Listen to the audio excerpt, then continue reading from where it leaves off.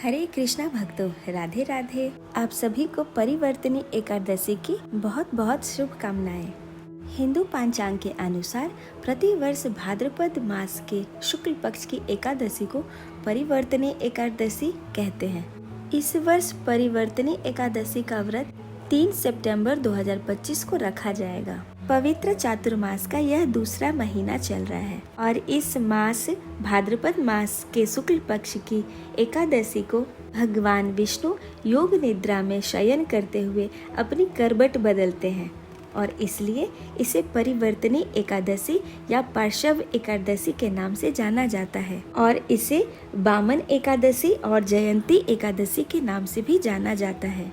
देवशयनी एकादशी से अगले 4 मास के लिए, जिसको चातुर्मास कहते हैं, श्री भगवान विष्णु योग निद्रा में चले जाते हैं, जो कि देवउठनी एकादशी तक चलती है और इसी बीच भाद्रपद मास के शुक्ल पक्ष की एकादशी के दिन भगवान विष्णु जी अपना करवट बदलते हैं। अतः इस दिन भगवान श्री विष्णु जी की विधि पूर्वक पूजा करने से सभी दुख से मुक्ति मिल जाती है।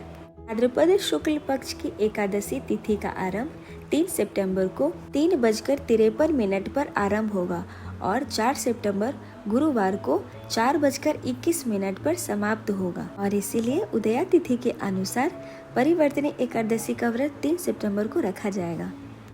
युधिष्ठिर महाराज भगवान श्री कृष्ण से पूछते हैं, हे मधुसूदन, भाद्रपद शुक्ल पक्ष की एकादशी का नाम क्या है, इसकी पूजा विधि तथा इसका महात्म्य क्या है, इस दिन किन भगवान की पूजा करनी चाहिए, कृपया करके मुझे ये सब बताएं। तब भगवान श्री कृष्ण युधिष्ठिर महाराज से बोले, इस पुण्य, स्वर्ग और मोक्ष को प्रदान करने वाली तथा सब पापों का नाश करने वाली उत्तम वामन एकादशी या परिवर्तनी एकादशी का महात्म्य मैं तुमसे कहता हूँ, कृपया ध्यान पूर्वक सुनो। भाद्रपद के शुक्ल पक्ष की एकादशी का नाम परिवर्तनी एकादशी, जयंती एकादशी, पार्श्व एकादशी है और इस एकादशी का व्रत करने से या इसकी कथा सुनने से वाजपेयी यज्ञ का फल प्राप्त होता है। सब पापों का नाश करने के लिए इससे बढ़कर और कोई उपाय नहीं है। जो मनुष्य इस एकादशी के दिन मेरी वामन रूप की पूजा करता है, उससे तीनों लोकों की पूजा हो जाती है। अतः मोक्ष और भगवत प्राप्त करने की इच्छा रखने वाले मनुष्य इस व्रत को अवश्य करें। जो मनुष्य कमल नयन भगवान विष्णु का पूजन कमल से करते हैं, वह अवश्य भगवान के समीप उनके धाम जाते हैं। जो मनुष्य भाद्रपद मास के शुक्ल पक्ष की एकादशी को व्रत और पूजन करते हैं, उससे उनकी ब्रह्मा विष्णु महेश तीनों देवताओं के साथ तीनों लोकों की भी पूजा हो जाती है। अतः सभी को यह व्रत अवश्य करना चाहिए। इस एकादशी व्रत का पालन करने से मनुष्य को सहस्त्र वाजपेयी यज्ञ करने का पुण्य फल प्राप्त हो जाता है। भगवान श्री कृष्ण के यह वचन सुनकर महाराज युधिष्ठिर बोले कि हे भगवान, मुझे संदेह हो रहा है कि आप किस प्रकार सोते हैं और किस प्रकार करवट लेते हैं तथा किस तरह राजा बलि को और फिर वामन रूप रखकर क्या क्या लीलाएं की, चातुर्मास के व्रत की विधि क्या है तथा आपके शयन करने पर मनुष्यों का क्या कर्तव्य होना चाहिए, यह सब आप मुझे विस्तार से कहिए। तब भगवान श्री कृष्ण कहते हैं कि हे राजन, अब आप सब पापों का नाश करने वाली इस उत्तम एकादशी व्रत की कथा का श्रवण करें। त्रेता युग में बलि नामक एक पराक्रमी दैत्य था, जो दैत्यों का राजा था। वह भगवान विष्णु का परम भक्त था और उन्हें अपना आराध्य मानकर उनकी पूजा अर्चना किया करता था। इसके साथ ही वह ब्राह्मणों का अधिक सम्मान किया करता था और उन्हें अधिक दान दक्षिणा देकर उनकी सेवा किया करता था। उसने कभी भी किसी को अपने यहाँ से खाली हाथ नहीं लौटाता था। परंतु राजा बलि का इंद्रदेव से बहुत गहरा बैर था और अपनी अपार शक्तियों के बल पर उसने इंद्र देवता सहित सभी देवताओं को पराजित कर और तीनों लोकों पर विजय प्राप्त कर ली थी। और तब दैत्यों का यह बढ़ता साम्राज्य देखकर सभी देवगण चिंतित हो उठे कि यदि ऐसा ही चलता रहा तो संपूर्ण पृथ्वी पर असुरों का ही राज्य स्थापित हो जाएगा और सभी देवता भगवान विष्णु की शरण में जा पहुँचे और उनसे अपनी रक्षा की प्रार्थना की। तब भगवान विष्णु ने उन्हें आश्वासन दिया कि वे दैत्यों का संपूर्ण प्रभुत्व कभी भी नहीं होने देंगे, क्योंकि इससे पृथ्वी का संतुलन बिगड़ जाएगा और चारों ओर हिंसा फैल जाएगी।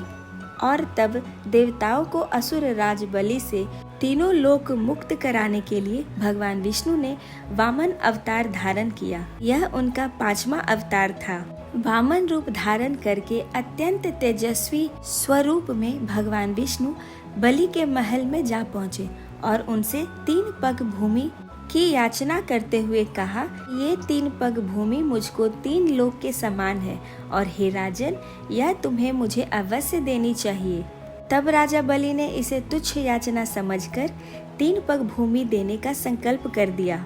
तब बलि के दैत्य गुरु शुक्राचार्य ने यह समझ लिया था कि ये कोई साधारण ब्राह्मण बालक नहीं है, बल्कि स्वयं भगवान विष्णु हैं और वे बलि से संपूर्ण लोकों का दान लेने आए हैं। उन्होंने बलि को सावधान भी किया, लेकिन बलि ने कहा, मैं वचन दे चुका हूँ और भगवान विष्णु को अपना आराध्य मानता हूँ, अतः अपने वचन से मैं पीछे नहीं हट सकता।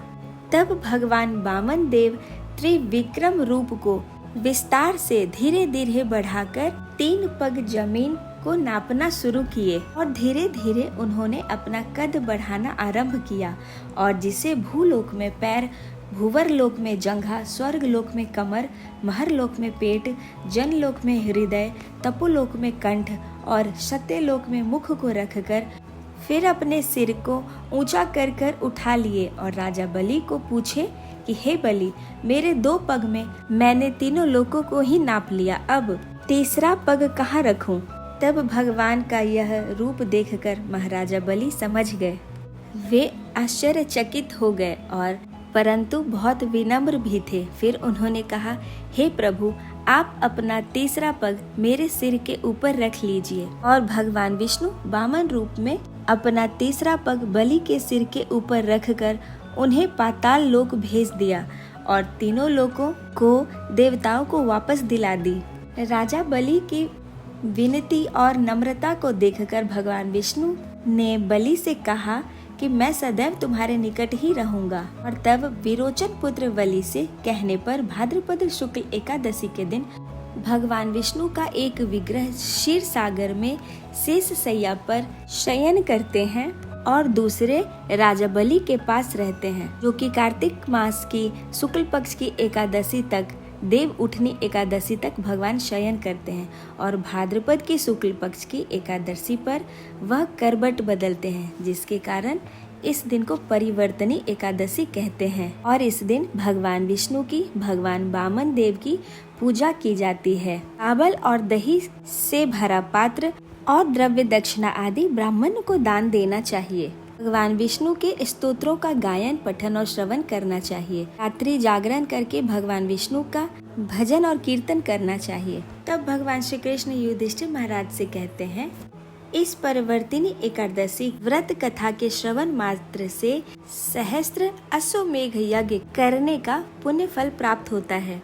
इससे मनुष्यों के सभी पाप नष्ट हो जाते हैं और उसके जीवन के अरिष्टों की भी नाश होती है। इस कथा के श्रवण से नीच और पापियों के भी उद्धार हो जाती है और कोई धार्मिक मनुष्य इस व्रत को करके इस दिन भगवान विष्णु की पूजा अर्चना करते हैं और इस कथा का श्रवण करते हैं, उसे संसार की समस्त पूजाओं का फल प्राप्त हो जाता है और वे सभी पापों से मुक्त होकर स्वर्ग में जाकर चंद्रमा के समान प्रकाशित होते हैं और यश पाते हैं।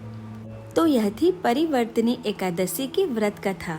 आप सभी भक्तों का हमारा वीडियो देखने के लिए बहुत बहुत धन्यवाद। जल्द ही हम अगले वीडियो के साथ मिलते हैं। तब तक के लिए राधे राधे भक्तों, हरे कृष्णा।